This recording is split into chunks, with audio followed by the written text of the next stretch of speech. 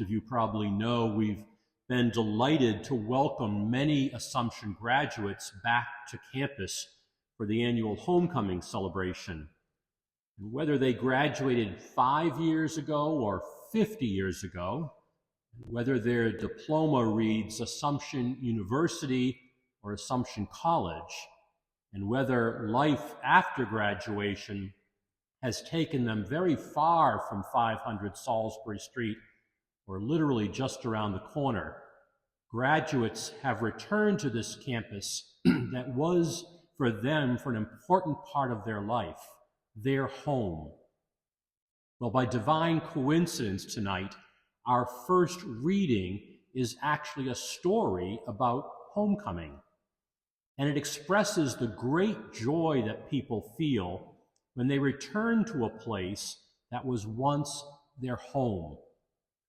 Hear again how the prophet Jeremiah expresses it in the first reading we heard a couple of minutes ago. Shout with joy, exult at the head of the nations. Proclaim your praise and say, the Lord has delivered his people. Behold, I will bring them back. I will gather them from the ends of the world.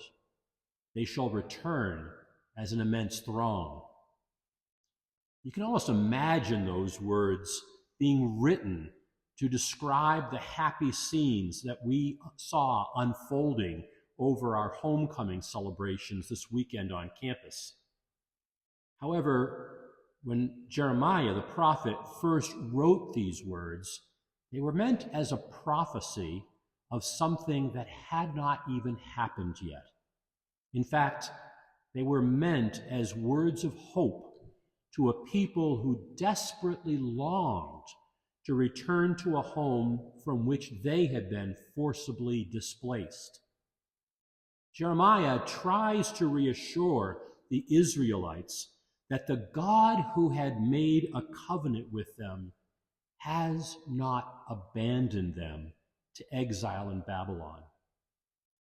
The picture that Jeremiah paints with his words is one of rejoicing, because not only will Israel be restored to its homeland, but no one will be left behind.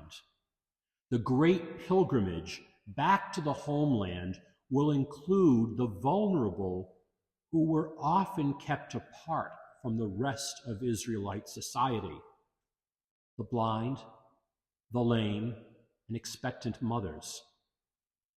Speaking about those who had been driven away from their homes in tears, and especially about those on the margins, Jeremiah gives voice to these words of God.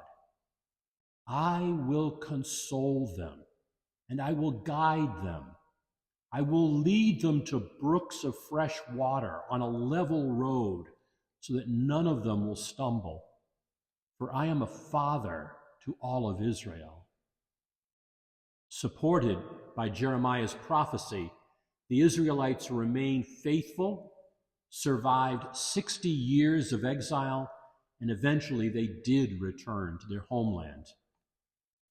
And just as today's reading from Jeremiah speaks of the blind rejoicing as they are restored to their homeland along with the rest of Israel, so today's gospel reading recounts the restoration of sight to a blind man. While the Bible includes a number of accounts of Jesus healing blind people, this story uniquely identifies the blind person's name. It's Bartimaeus. As a blind person of his time, Bartimaeus is not able to work, and so he has to beg for what he needs to survive in life. That's where we see him in this story. He's begging by the side of the road. He's probably socially isolated, and he's probably very familiar with the type of rebuke that he receives from the people that are surrounding Jesus and who keep telling him basically, shut up, don't bother him.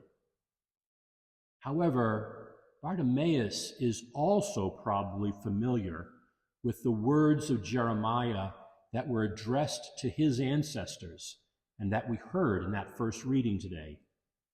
These words would have nurtured Bartimaeus' faith in the God who does not forget the blind, but gathers them, consoles them, and guides them home, making sure that none of them stumble. It is this faith that allows Bartimaeus to see Jesus for who he truly is, to see even though he's blind. He sees that Jesus is the Messiah who has the power to heal his blindness. It's this same faith that gives Bartimaeus the courage to ignore the crowd's warnings to be silent and to call out all the more, "Son of David, have pity on me." And it's this faith that leads Bartimaeus immediately after receiving his sight, not to go on his own way, but rather to follow Jesus on his way as a disciple. When we Christians gather to worship and we hear accounts like those in today's readings, we aren't simply recalling episodes from the past. It's not a history class. We remember and we give thanks for what God has done in the past, but all the while we're believing that God can and will respond to similar situations that we face today in the here and now. Unlike the Israelites, most of us here are not living in exile against our will in a foreign land. But we know that many in our world are experiencing physical exile from their homes due to war and poverty. And we may be experiencing different but no less real forms of exile.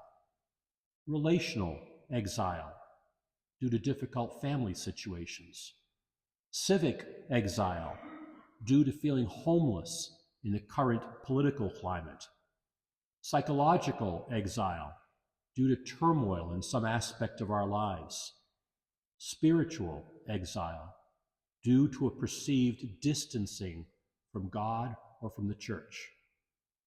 In the same way, we may not be physically blind, but we may have a hard time seeing the road ahead, seeing where our life is going, or seeing the way out of a seemingly impossible situation.